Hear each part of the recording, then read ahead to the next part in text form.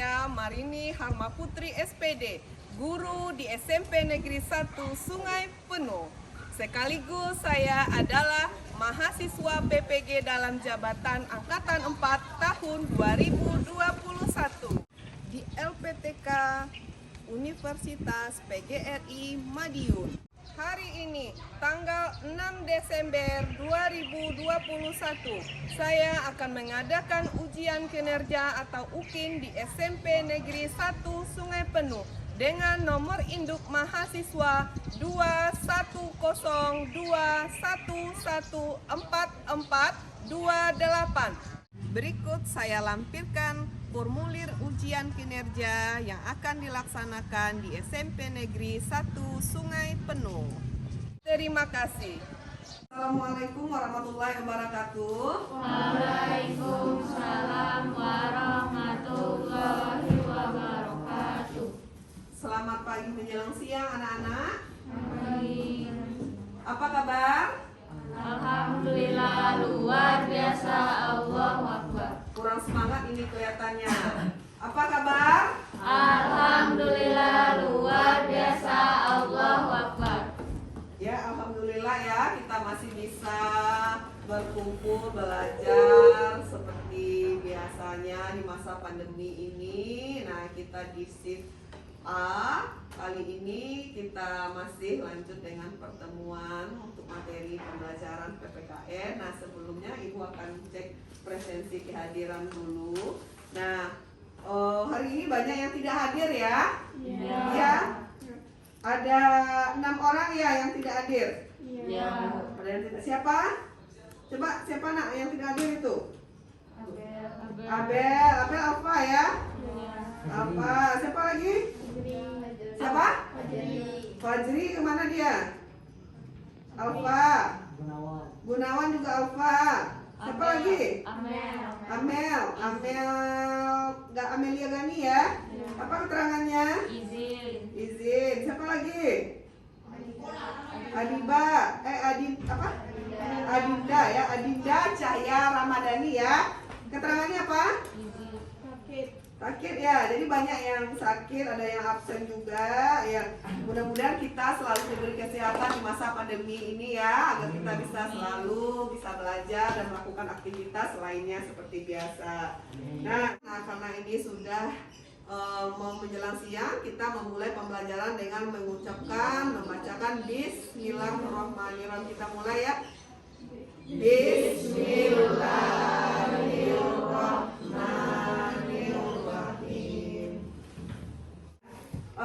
Sebelumnya kita nyanyi lagu nasional dulu, lagu wajib untuk menumbuhkan rasa dan semangat nasionalisme kita. Nah, anak-anak ibu yang bisa memimpin nyanyi ke depan, silakan.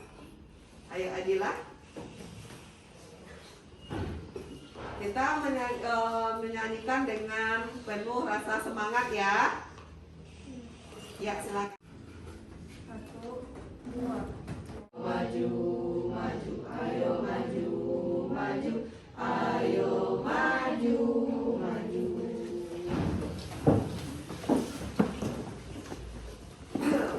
Terima kasih ya, anak ibu. Ibu lihat semuanya sudah berpakaian dengan rapi ya. Silakan dikeluarkan buku paket dan modul yang sudah ibu bagikan. Nah, kita ingin memulai pembelajaran hari ini ya. Sudah dikeluarkan bukunya? Iya. Nah, baiklah anak-anak ibu, materi yang akan kita bahas ini adalah mengenai kedaulatan negara Kesatuan Republik Indonesia. Jadi ini materi yang akan kita bahas hari ini. Nah, pada pertemuan ini kita masih membahas di bagian yang pertama mengenai hakikat dan teori kedaulatan ya. Ini materi kita hari ini. Nah, sebelumnya apakah anak-anak ibu masih ingat materi yang kita pelajari sebelumnya mengenai apa? Mengenai apa? Iya, dinamika Pancasila sebagai dasar negara dan pandangan hidup bangsa. Jadi pada pertemuan pertemuan sebelumnya kita sudah membahas mengenai dasar-dasar negara Indonesia, di mana Pancasila dijadikan sebagai dasar negara dan juga dijadikan sebagai pandangan hidup bangsa. Ya, anak-anak ibu, mengenai materi Pancasila, dinamika Pancasila sebagai dasar negara dan pandangan hidup bangsa, ada yang ingin ditanyakan? Paham dengan materi sebelumnya, anak-anak ibu? Paham. Kalau tidak ada pertanyaan, kita lanjut materi hari ini mengenai hakikat dan teori kedaulatan. Nah, kita lihat ini KD 3.3 itu memahami tentang ketentuan bentuk dan kedaulatan negara sesuai dengan Undang-Undang Dasar 1945. Nah, indikator yang akan kita bahas yaitu bagaimana menganalisis hakikat dan teori dari kedaulatan. Nah, adapun tujuan pembelajaran, yang pertama, melalui tayangan gambar slide PowerPoint, siswa dapat mengetahui ya konsep kedaulatan. Kemudian, melalui kegiatan diskusi kelompok, siswa dapat menganalisis hubungan kedaulatan dengan demokrasi. Kemudian, melalui diskusi kelompok, siswa dapat menganalisis kedaulatan yang digunakan di Indonesia berdasarkan teori-teori kedaulatan. Nah, itu tujuan pembelajaran kita hari ini. Kemudian tujuan yang terakhirnya, berdasarkan hasil diskusi kelompok, siswa dapat menyusun dan menyajikan atau mempresentasikan hasil diskusinya dengan penuh tanggung jawab. Nah, itu tujuan pembelajaran kita hari ini. Nah, kita masuk ke materi. Kita lihat ada anak-anak ibu memperhatikan gambar, ada nampak? Ada gambar. Nah, itu ada gambar di sana. Gambar apa itu kira-kira? Pemilihan umum. Gambar Pemilihan umum. gambar pemilihan umum. Kemudian apa lagi yang kamu dapatkan atau informasi apa yang kamu bisa dapatkan dari gambar, dari pengamatan gambar itu? Iya, anak ibu? Tata cara memilih. Iya, ada tata cara memilih. Jadi dari gambar itu terlihat bagaimana tata cara melakukan pemilihan umum. Apalagi informasi yang didapatkan? Bagus sekali ya. Apalagi informasi yang kita dapatkan? Iya, silakan nak. Sedang menggunakan hak pilih dan hak untuk dipilih. Iya, jadi dari gambar itu juga terlihat ada yang sedang menggunakan hak pilihnya. Nah, apalagi informasi yang didapatkan? Ya. Gambar pemilihan umum yang menggambarkan Indonesia negara demokrasi. Iya, jadi bagus sekali anak-anak ibu. Jadi dari gambar juga terlihat adalah gambar pemilihan umum. Jadi dari gambar itu menggambarkan bahwa negara Indonesia adalah negara yang demokrasi. Nah, itu dari gambar yang informasi yang anak-anak ibu dapatkan dari gambar. Nah, kemudian dari gambar itu bagaimana hubungannya dengan materi yang akan kita pelajari? Tentu timbul pertanyaan di mana anak-anak ibu. Karena materi yang kita bahas ini adalah materi kedaulatan. Nah, sebelum kita melihat, kita lihat dulu hubungannya antara pemilihan umum dengan materi yang kita pelajari hari ini. Kita lihat dulu pengertian dari kedaulatan. Apa itu kedaulatan? Kedaulatan apa itu? Apa yang dimaksud dengan kedaulatan? Ya, silakan Prof. Tommy. Kedaulatan berasal dari kata daulah dari bahasa Arab, ya berarti Yang berarti apa? kekuasaan tertinggi. Yang berarti adalah kekuasaan tertinggi. Jadi kedaulatan itu berasal dari bahasa Arab, yaitu daulah, yang artinya adalah kekuasaan tertinggi. Nah, kedaulatan adalah kekuasaan tertinggi. Jadi kalau kita simpulkan, kedaulatan itu berarti kekuasaan tertinggi pada suatu negara yang berlaku terhadap seluruh wilayah di dalam negara tersebut. Nah, jadi kedaulatan itu adalah kekuasaan tertinggi di mana kita memiliki kekuasaannya itu dipegang oleh rakyat. Nah, jadi sejak Indonesia memproklamasikan kemerdekaannya, nah ketika itu Indonesia mendapatkan pengakuan dari negara lain. Nah, setelah mendapatkan pengakuan dari negara lain, kita baru bisa melakukan kerjasama. Nah, gimana kita baru bisa mendapatkan pengakuan dari negara lain? Ketika kita sudah memiliki kedaulatan. Waktu sebelum merdeka, apakah kita sudah memiliki kedaulatan? Belum. Kenapa belum memiliki kedaulatan? Karena masih dijajah oleh bangsa-bangsa lain. Jadi setelah Indonesia memproklamasikan kemerdekaannya, nah ketika itulah Indonesia memiliki kedaulatan. Nah, jadi kita lihat. Lalu bagaimana hubungannya tadi gambar pemilihan umum dengan kedaulatan? Nah, kedaulatan di negara Indonesia itu dipegang oleh rakyat yang memiliki kekuasaan tertinggi.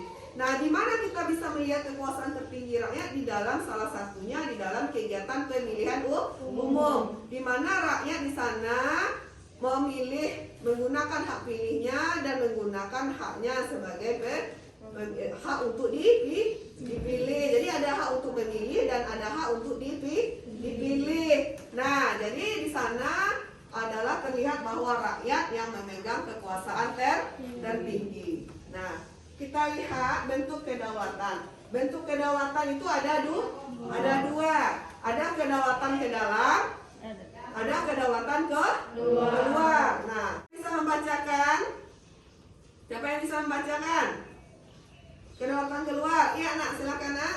Kedaulatan keluar artinya kedaulatan suatu negara untuk mengadakan hubungan diplomasi atau kerjasama dengan negara lain demi kepentingan bangsa dan negara. Iya, bagus sekali ya. Jadi kedaulatan keluar itu adalah bagaimana suatu negara itu bisa mengadakan hubungan diplomasi atau kerjasama dengan negara lain. Nah, jadi setelah kita memiliki kedaulatan, setelah kita diakui oleh negara lain, kita bisa melakukan hubungan kerjasama dengan negara lain. Itu yang dikatakan dengan kedaulatan keluar. Jadi lanjut.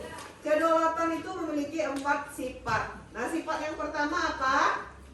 Asli. Nah, bagaimana yang dikatakan asli? Kekuasaan itu tidak berasal dari kekuasaan lain. Nah, artinya kekuasaan itu yang dikatakan asli benar-benar kita memperjuangkan sendiri. Nah, jadi ketika Indonesia belum merdeka, Indonesia berusaha untuk mendapatkan kemerdekaannya. Jadi asli dari perjuangan bangsa Indonesia itu sendiri. Nah, yang kedua adalah apa yang kedua?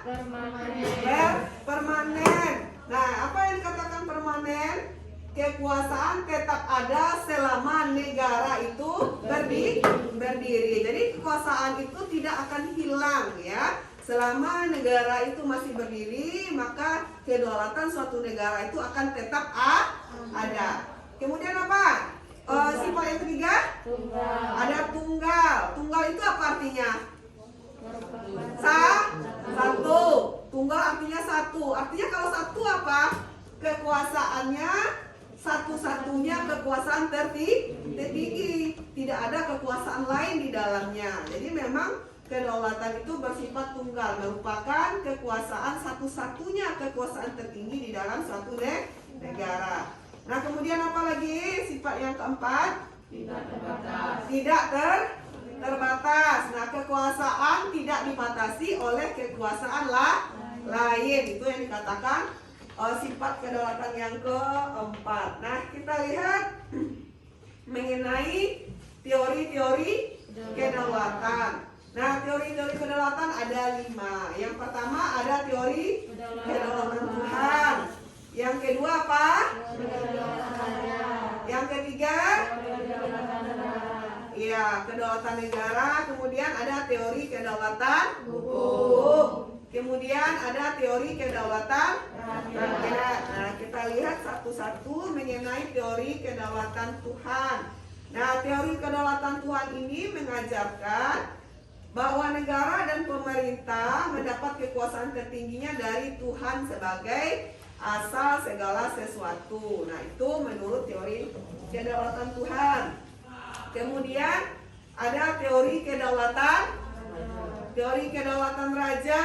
Nah, teori kedaulatan raja ini dimulai pada abad pertengahan, di mana teori kedaulatan raja itu menganggap bahwa raja bertanggung jawab terhadap dirinya sendiri.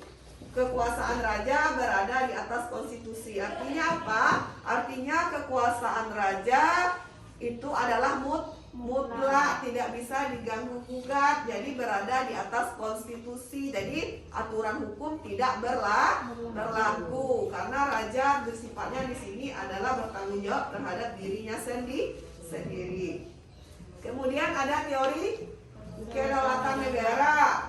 Nah, teori kedaulatan negara itu sumber kedaulatannya adalah negara yang merupakan lembaga tertinggi kehidupan suatu bangsa. Nah, ini mengenai kedaulatan negara. Kemudian ada kedaulatan hukum. Kedaulatan hukum ini berpemikiran teori kedaulatan hukum ini di mana kekuasaan pemerintah berasal dari hukum yang berlaku. Jadi baik hukum yang tertulis maupun hukum yang tidak tertulis. Jadi itu kedaulatan hukum. Nah, kemudian ada teori kedaulatan rakyat. Berdasarkan teori ini beranggapan bahwa rakyat merupakan kesatuan yang dibentuk oleh perjanjian masyarakat. Nah, kemudian pemegang kekuasaan tertinggi, rakyat memberikan sebagian kekuasaannya kepada penguasa yang dipilih oleh rakyat. Jadi di sini artinya kedaulatan rakyat itu bahwa yang memegang kekuasaan itu juga berasal dari rakyat. Jadi ini mengenai teori-teori kedaulatan. Nah, anak-anak ibu sampai di sini ada yang ingin ditanyakan? Ada paham atau ada yang ragu? Tidak. Paham? Paham. Dan ada pertanyaan anak ibu? Tidak. Nah, kalau tidak ada, kita diskusi kelompok. Nah, jadi kita membahas ada 3 materi yang kita bahas. Nah, dalam diskusi kelompok. Nah, anak-anak ibu silakan dulu duduk per kelompok. Kelompok 1, kelompok 2, kelompok 3 ya. Silakan duduk per kelompok. Per kelompok. Nah, anak-anak ibu ini ibu bagikan LKPD ya. LKPD panduan untuk kamu soal diskusi dan juga panduan untuk melaksanakan diskusi dan lembah kerjanya ya. Nah, ini ibu bagikan setiap kelompok di satu. Nama kamu yang paling atas. Nah, bikin nama kelompoknya juga tapi nama kita masing-masing yang paling atas ya.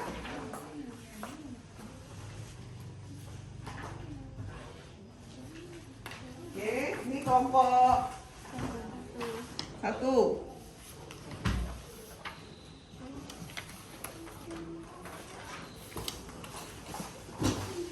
Dah?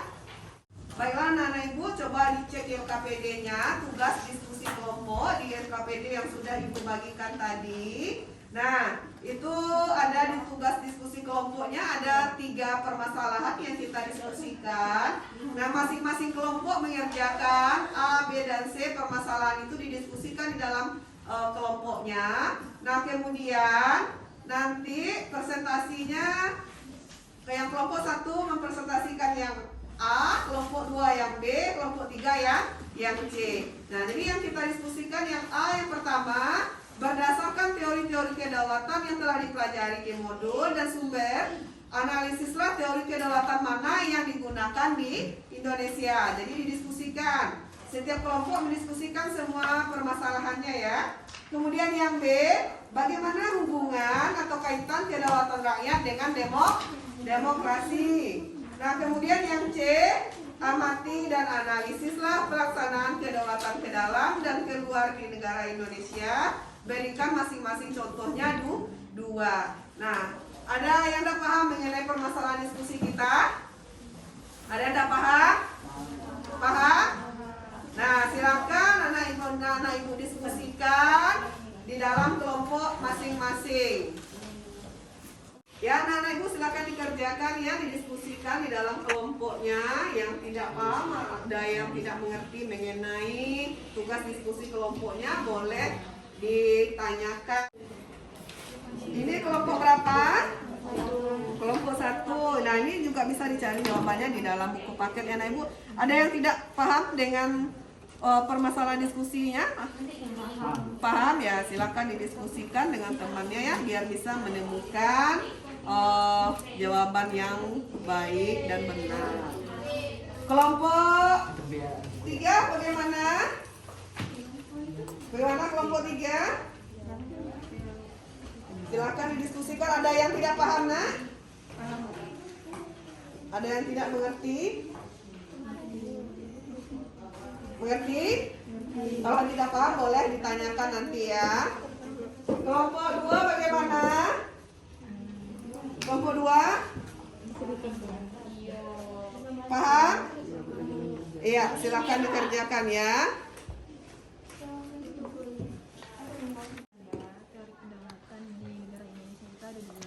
Teori kedaulatan rakyat dan teori kedaulatan hukum. Jadi kita kedaulatan. Oke.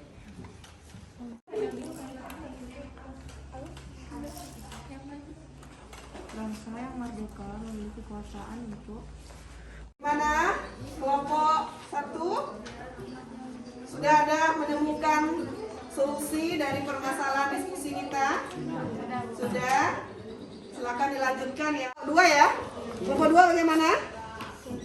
Sudah bisa? Sudah ada menemukan solusinya dari permasalahan atau topik diskusi kita hari ini? Sudah? Silakan dilanjutkan bagi yang masih belum menemukan solusi jawaban untuk materi diskusi A maupun B dan C.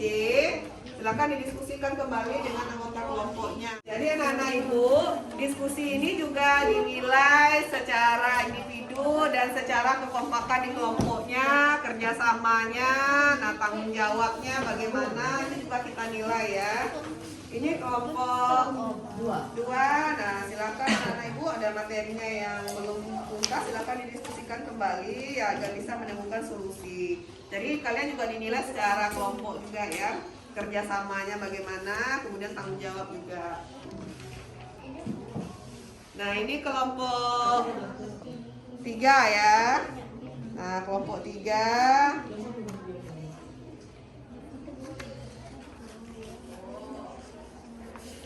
Ini kelompok 1. Nah, jadi itu ada penilaian secara individu dan penilaian secara kelompok juga ya. Nah, kerjasamanya juga akan dinilai. Ini ada sifat kelompok 1 Kaila ya.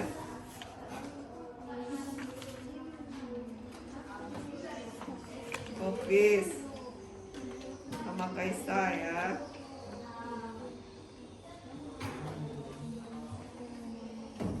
Sudah anak-anak Ibu? Sudah selesai? Sudah? Sudah apa belum? Sudah. Kalau sudah, siap kita untuk presentasi? Kita presentasikan lagi, sudah bisa dipresentasikan hasil diskusinya? Baik, kita akan presentasikan hasil diskusinya ya. Kelompok, mulai dari kelompok 1 ya. Silakan kelompok 1 mempresentasikan hasil diskusinya. Ya, tegaknya di sana aja ya, apa-apa ya. Silakan kelompok 1. berdasarkan teori-teori kedaulatan menurut Nah, kelompok. tunggu dulu, kelompok 2 dan 3 silakan diperhatikan kelompok 1. Nah, siap-siap pertanyaan untuk kelompok 1 ya. Berdasarkan teori-teori kedaulatan, menurut kelompok kami, negara Indonesia menggunakan satu teori kedaulatan hukum, di mana menurut teori ini kekuasaan pemerintah berasal dari hukum yang berlaku baik hukum tertulis maupun hukum tidak tertulis, dan hukum bersumber dari rasa keadilan dan kesadaran hukum. 2. Teori kedaulatan rakyat, di mana dalam teori ini teranggapan bahwa rakyat merupakan kesatuan yang dibentuk oleh suatu perjanjian masyarakat. Terima kasih. Ya, silakan duduk. Ya, silakan kelompok 2 untuk mempresentasikan hasil diskusinya.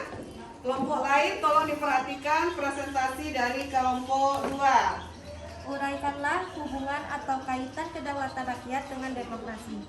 Menurut kelompok kami, kedaulatan rakyat merupakan pemerintah yang mendapatkan mandatnya dari rakyat, oleh rakyat, dan untuk rakyat.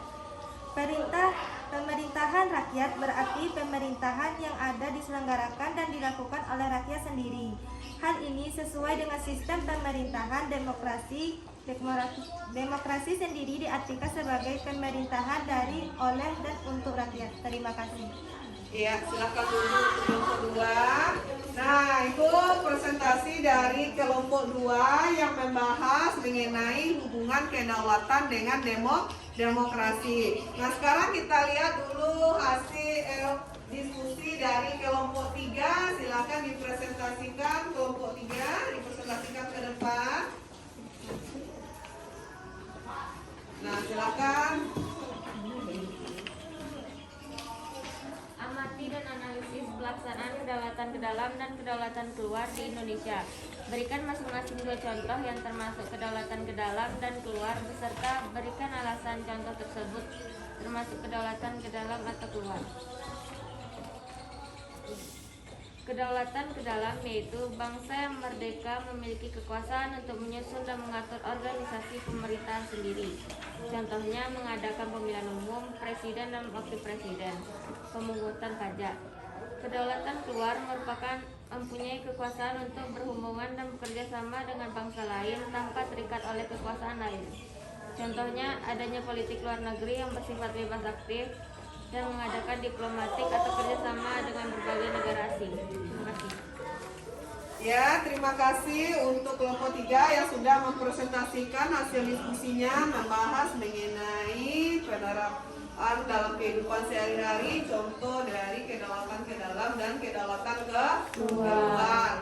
Nah, kita beri aplaus dulu untuk masing-masing anggota kelompok yang sudah mempresentasikan hasil diskusinya. Ya, stop dulu Raisa. Baiklah anak-anak ibu, dari hasil diskusi yang sudah anak-anak ibu sampaikan dan atau yang sudah dipresentasikan, nah kita minta tanggapan atau pertanyaan dari kelompok dulu. Apakah ada dari kelompok yang ingin bertanya? Silakan dari kelompok yang ingin menanyakan materi dari kelompok 1 dulu. Ada materi kelompok 1? Ya, silakan kelompok 2 ya. Nah, kelompok 1 ini ada pertanyaan dari kelompok 2. Silakan, Nak. Saya dari kelompok 2 ingin bertanya kepada kelompok 1 sebagai penyaji. Berikan alasan kalau negara Indonesia menggunakan teori kedaulatan rakyat dan teori kedaulatan hukum. Terima kasih. Iya, kita beri waktu dulu untuk kelompok 1 untuk mendiskusikan jawabannya dengan temannya dan silakan dijawab pertanyaan dari kelompok 2 ya. Kelompok 2 menanyakan, berikan alasannya ya, kenapa negara Indonesia menggunakan teori kedaulatan rakyat dan teori kedaulatan hukum sebagaimana yang disampaikan oleh kelompok 1. Silakan kelompok 1 dijawab pertanyaan dari kelompok 2. Ya, silakan. Saya dari kelompok 1 ingin menjawab pertanyaan dari kelompok 2. Pada teori kedaulatan hukum, negara melindungi hak-hak warga negara dan mewujudkan kesejahteraan umum. Pada teori kedaulatan rakyat terlihat dalam kegiatan pemilu. Terima kasih. Nah, itu jawaban dari kelompok 2. Kelompok 1 ya. Ada tambahan dari kelompok lain? Ada tambahan? Masih ada tambahan dari kelompok? Tidak ada tambahan. Nah, masih ada untuk kelompok 2 ada pertanyaan? Untuk kelompok 2 ada pertanyaan dari kelompok 1 atau kelompok 3? Hasil diskusi kelompok 2 apakah ada pertanyaan? Kelompok 3? Dari hasil diskusi kelompok 3? Oh iya, Lopez, silakan. Bertanya ke kelompok mana, Lopez? Kelompok 3. Oh iya, ini kelompok 3 ada pertanyaan dari kelompok 1, silakan. Saya dari kelompok 1 ingin menanyakan tentang kedaulatan keluar. Apa alasan pentingnya satu negara, terutama negara Indonesia, untuk melakukan kedaulatan keluar dan berikan contohnya?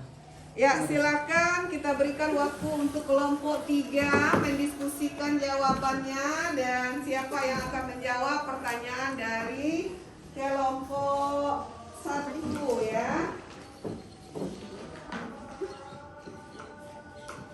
Apa alasan pentingnya suatu negara atau negara Indonesia melakukan kedaulatan keluar ya? Silakan kelompok. Saya dari kelompok 3 akan menjawab pertanyaan dari kelompok 1. Kedaulatan keluar itu di mana negara mempunyai kekuasaan untuk berhubungan dan bekerja sama dengan negara lain. Artinya, hubungan kerjasama dengan negara lain dibutuhkan untuk mengembangkan sumber daya alam dan sumber daya manusia yang lebih berkualitas. Misalnya, negara Indonesia kaya dengan hasil alam yang melimpah, yang membutuhkan sumber daya alam dan sumber daya manusia yang berkualitas serta teknologi yang canggih untuk mengolah hasil alam negara Indonesia. Makanya, perlu kerjasama dengan negara lain untuk mendukung dari segi sumber daya manusia dan teknologi. Ya, itu jawaban dari kelompok 3. Silakan untuk gimana kelompok 1, apakah paham dengan jawaban dari kelompok 3? Oke, kalau masih ada pertanyaan anak-anak ibu, kita beri aplaus dulu untuk teman-teman kita masing-masing kelompok yang sudah memperkenalkan dan menjawab pertanyaan dari kelompok yang bertanya. Nah, kalau tidak ada pertanyaan, jadi itu dari diskusi kalian sangat bagus sekali. Anak-anak ibu sudah berani menanyakan kepada temannya di mana materi yang tidak paham, sudah memiliki kemampuan untuk secara berpikir kritis, berani untuk bertanya ya. Nah, di dalam diskusi kita ini semoga anak-anak ibu nanti juga tetap bisa mempertahankan untuk selanjutnya agar lebih aktif selalu di dalam diskusi kelompok. Nah, ibu review sedikit penjelasan dari jawaban yang sudah dijawab oleh teman-teman kamu. Nah, tadi ada yang menanyakan kenapa alasannya negara Indonesia itu menggunakan kedaulatan rakyat dan kedaulatan hukum. Nah, berdasarkan teori-teori kedaulatan yang sesuai yang digunakan oleh negara Indonesia itu adalah teori kedaulatan rakyat dan teori kedaulatan hukum. Di mana teori kedaulatan rakyat yang memegang kekuasaan. Hal ini sangat jelas di negara Indonesia, di mana di negara Indonesia rakyat juga sangat memiliki peranan yang penting yang menjadi pemegang kekuasaan tertinggi. Nah, sebagaimana yang dijelaskan di dalam konsep demokrasi pemilih bahwa demokrasi itu apa? Pemerintahan dari untuk dan oleh rakyat. Nah, hal ini sejalan dengan konsep kedaulatan. Kemudian, nah, kedaulatan hukum di mana negara Indonesia menegakkan keadilan. Jadi melakukan penegakan hukum sehingga berdasarkan teori yang sangat cocok adalah teori kedaulatan rakyat dan teori kedaulatan hukum. Hal ini juga dijelaskan atau didukung atau dikuatkan oleh Undang-Undang Dasar 1945 yang dijelaskan di dalam pasal Undang-Undang Dasar yang nanti akan kita pelajari di pertemuan selanjutnya. Nah, kemudian ada pertanyaan tadi, kenapa pentingnya kita melakukan kedaulatan keluar? Kedaulatan keluar itu apa? Kita melakukan hubungan kerjasama. Nah, kita melakukan hubungan kerjasama. Apakah bisa suatu negara hidup sendiri? Tidak, sama halnya manusia. Manusia tidak bisa hidup sendiri memenuhi kebutuhannya, ya? Butuh orang lain. Begitu juga negara. Negara tidak bisa memenuhi kebutuhannya sendiri, kebutuhan negaranya. Maka perlu mengadakan hubungan kerjasama dengan negara lain.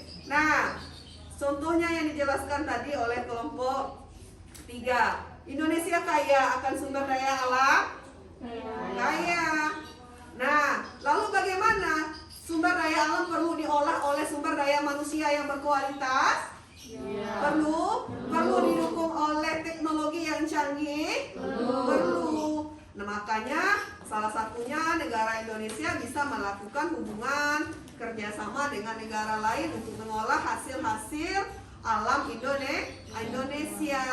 Nah, butuh sumber daya yang berkualitas, maka ada pertukaran pelajar contohnya. Kemudian juga butuh teknologi yang canggih untuk mengolah hasil sumber daya. Nah, dari materi yang kita diskusikan dan yang kita pelajari ini, anak-anak ibu ada yang tidak paham? Ada yang tidak paham? Paham? Nah, kalau sudah paham, anak ibu kembali kita duduk berpisah dengan kelompoknya dulu. Kita berikan close untuk masing-masing kelompok. Silakan kembali ke posisi duduknya masing-masing ya. Anak-anak ibu yang bisa menyimpulkan materi. Nah, kalau sudah paham tentu bisa menyimpulkan materi pembelajaran. Nah, siapa anak-anak ibu yang bisa menyimpulkan materi?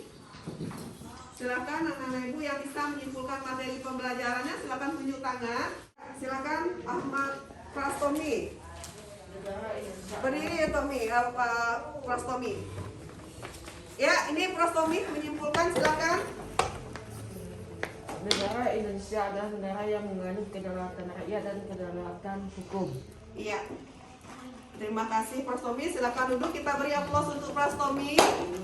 Ada lagi yang bisa menambahkan? Ada lagi yang bisa menambahkan kesimpulan? Iya, Kaila, silakan Kaila. Kedaulatan merupakan kekuasaan tertinggi, wujud dari pelaksanaan kedaulatan rakyat, gaya pemerintahan demokrasi, yaitu pemerintahan dari rakyat, untuk rakyat, dan oleh rakyat. Berdasarkan teori kedaulatan, negara Indonesia melaksanakan teori kedaulatan rakyat dan kedaulatan hukum. Iya, kita beri aplaus untuk Kaila. Nah, terima kasih anak-anak ibu yang sudah menyimpulkan pembelajaran hari ini.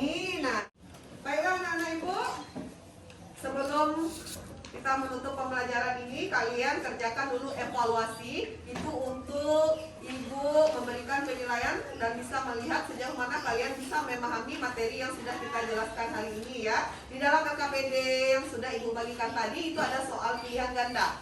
Silakan anak-anak ibu kerjakan soal pilihan gandanya ya, itu dikerjakan di silang. Nah, silakan dikerjakan dari sekarang. Kerjakan pilihan ganda ya. Selesai? Sudah? Sudah, silakan dikumpulkan LKPD-nya ke depan. Silakan kumpulkan ya LKPD-nya. Ini ibu akan nanti memberikan penilaian juga, penilaian individu.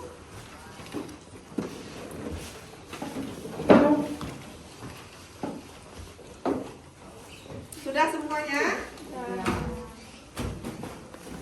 Sudah kumpul semuanya? Sudah? Baiklah anak-anak ibu, alhamdulillah ya kita sudah selesai melaksanakan pembelajaran hari ini. Nah, anak-anak ibu sudah semangat dalam diskusi kelompoknya, sudah berani mengemukakan pendapatnya. Kita beri applause sebagai semangat kita untuk pembelajaran minggu depan ya. Kita tepuk tangan dulu. Oke, terima kasih ya anak-anak ibu. Nah, silakan anak-anak ibu persiapkan diri untuk pembelajaran kita hari ini sudah selesai. Dan juga untuk materi minggu depan kita membahas mengenai bentuk dan prinsip dari kedaulatan. Jadi materi kita besok mengenai bentuk dan prinsip kedaulatan itu dibaca modul yang sudah ibu bagikan di rumah ya. Ya. Nah, silakan anak-anak ibu Prastomi pimpin doa penutup kita hari ini. Setelah kita belajar, hari ini kita berdoa dengan mengucapkan hamdalah. Alhamdulillahirabbil alamin. Tapi ada yang lupa ini. Baiklah anak-anak ibu, kita sudah membaca doa penutup pembelajaran kita hari ini. Sampai ketemu minggu depan ya. Assalamualaikum warahmatullahi wabarakatuh.